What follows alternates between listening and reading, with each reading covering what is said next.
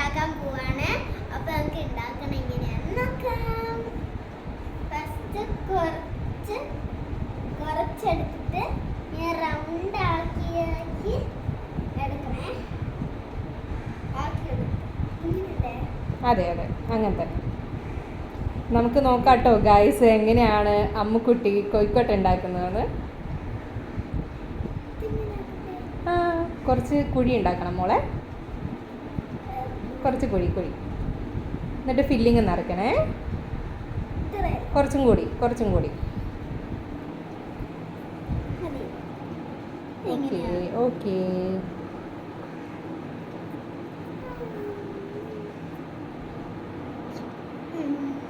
Okay ഇനി അത് filling നിറയ്ക്കുകയാണ് guys. അവൾ ഫില്ലിങ് നിറച്ചുകൊണ്ടിരിക്കുകയാണ്. ഇതിലിപ്പോൾ നമ്മൾ എടുത്തേക്കുന്നത് തേങ്ങയും ശർക്കരയും കൂടി മിക്സ് ചെയ്തേക്കുവാണേ.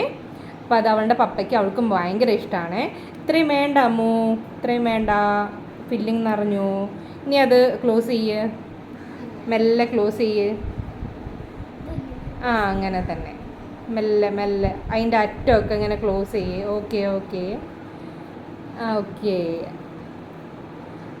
അമ്മുക്കുട്ടി ആദ്യമായിട്ടാണ് കോഴിക്കോട്ട ഉണ്ടാക്കുന്നത്. അവൾ കഴിക്കലേ ഉള്ളൂ, ഇതുവരെ ഉണ്ടാക്കിയിട്ടില്ല. അപ്പോൾ നമുക്ക് നോക്കാം അവളുടെ. ഓക്കെ അവൾ ഇപ്പോൾ രണ്ടാമത്തെ ഉണ്ടയാണ് ഉണ്ടാക്കി വെച്ചേക്കുന്നത്. ഒരെണ്ണം ഞാൻ ഉണ്ടാക്കിയതാണ്.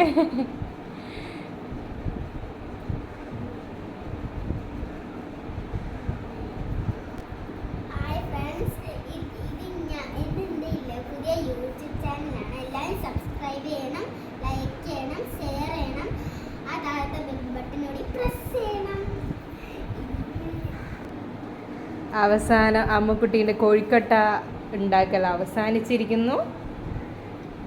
അമ്മുക്കുട്ടി കഴിഞ്ഞാ? അമ്മുക്കുട്ടി അത് ഫില്ലിങ് കൂടുതലാണ്, അതുകൊണ്ടാണ് അത് ക്ലോസ് ആവാത്തത്. അത് ഫില്ലിങ് കുറയ്ക്ക്.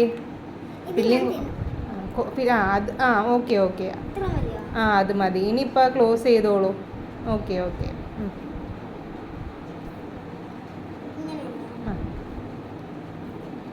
അങ്ങനെ ആക്കല്ല അങ്ങനെ ആക്കിയാൽ അത്